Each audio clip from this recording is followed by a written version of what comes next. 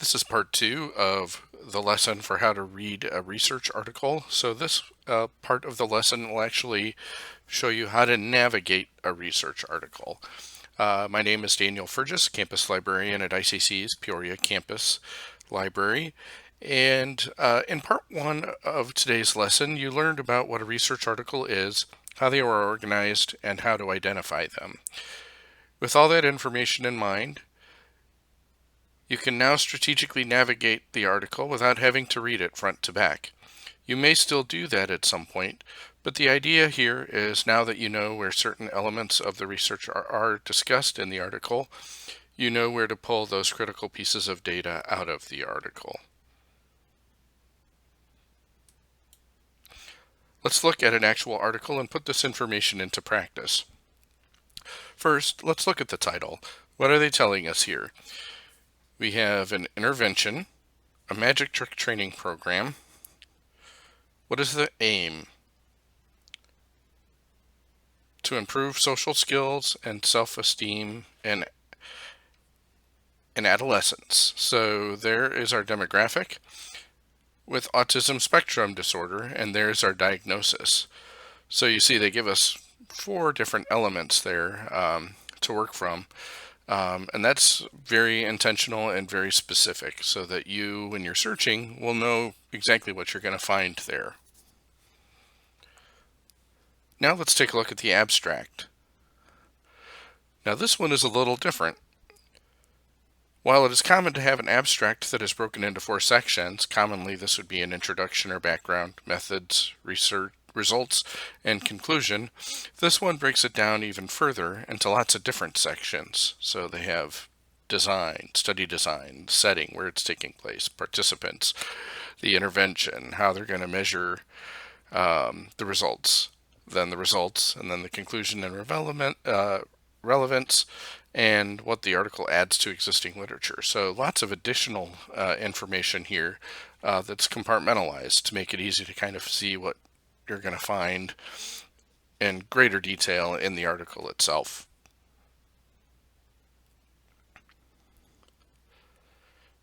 Now let's look at the authors. And here at the start of the article, unfortunately, they don't give us a lot of information. We just have some names. You will often see superscript numbers that correspond with a footnote that will provide this information as part of the material at the front of an article, but here they do not. However, if we scroll all the way to the end of the article, after the references, you will see that they give us all the authors' credentials, qualifications, and their affiliations.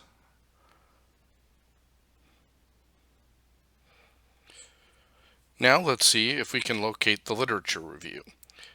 In my scrolling so far, I have not seen a section labeled literature review. So I can either go to where I think it is most likely to appear or continue to skim the article looking for a heavy concentration of in-text citations. So working backwards, not really seeing too many in-text citations. There's some here where they're talking about outcome measures. But if I go all the way to the beginning, look at all of these in-text citations that here are indicated in blue.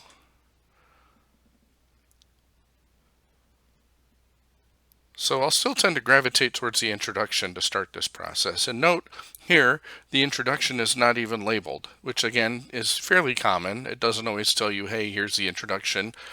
Sometimes it is, and sometimes it's called background as well. So this is fairly common practice, especially in some higher level peer-reviewed journals. It doesn't necessarily signal itself as an introduction.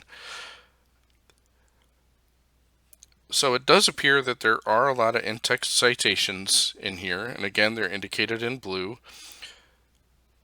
But I may go back and just take another quick look at the discussion or conclusion section and see if there's a chance it might be there as well.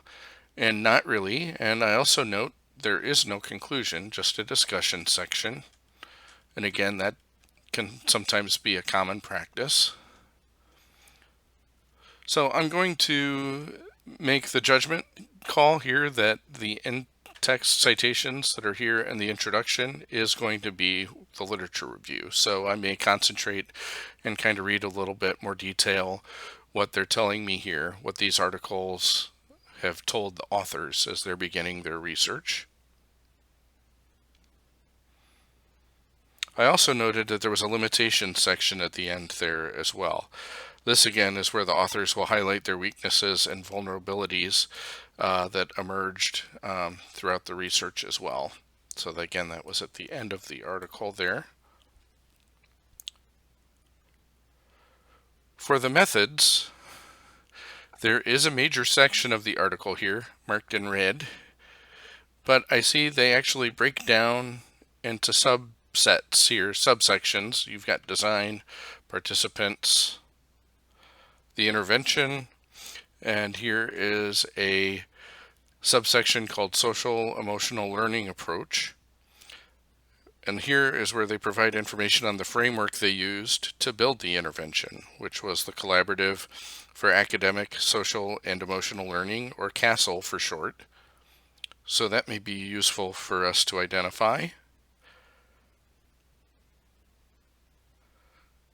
They also include the step-by-step procedures, how they will measure outcomes, and how they will analyze the data as elements in the method section here in the article.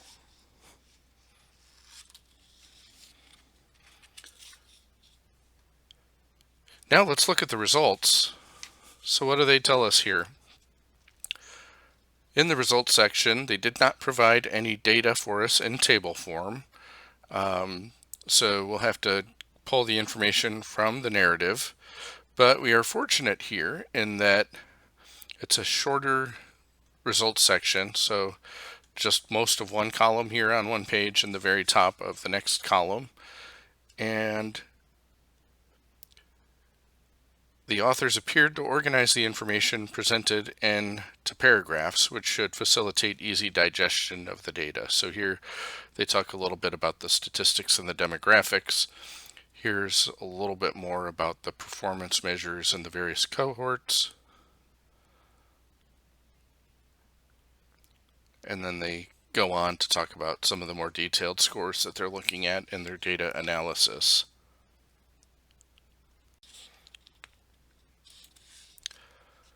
Finally, it's good to check out the references. While I am presenting this information last here, oftentimes in practice it is the first place I look, especially if it's a topic I'm not very familiar with.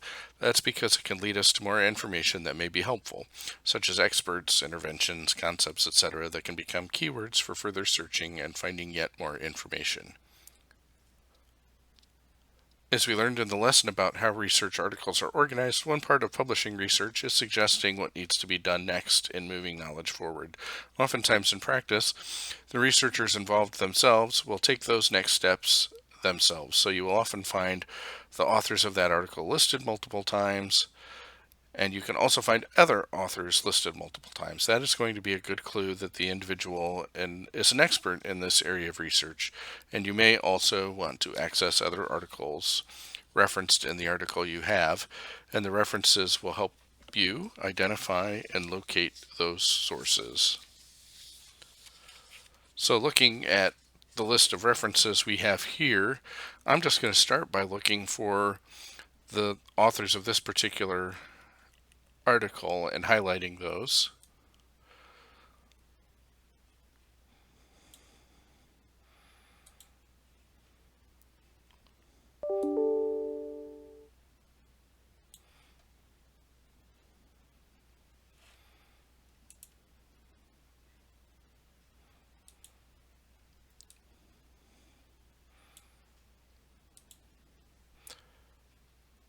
And are there other authors that are listed multiple times here that are not necessarily the authors of this article?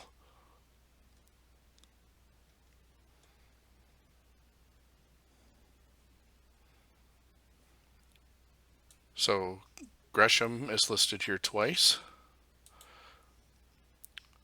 So I may explore those authors if they're listed more than once as well.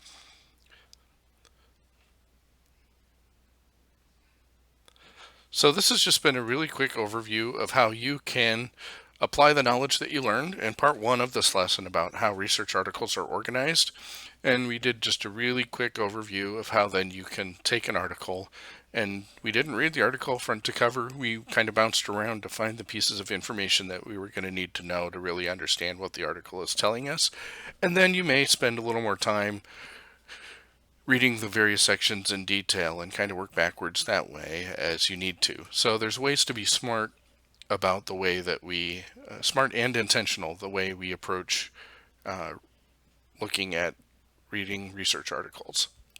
So again, please don't hesitate to contact the library if you need further assistance. The best way to get a hold of us is icc.edu/library. We have a 24/7 chat service, so even after hours for ICC, you can still send questions in and have them fielded by professional librarians.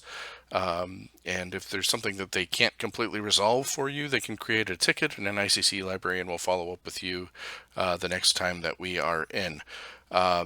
So good luck, and if you have questions along the way, that's one of the reasons why we come visit your classes as well, is so that you get to know who the librarians are and also know where to go to get the help that you need.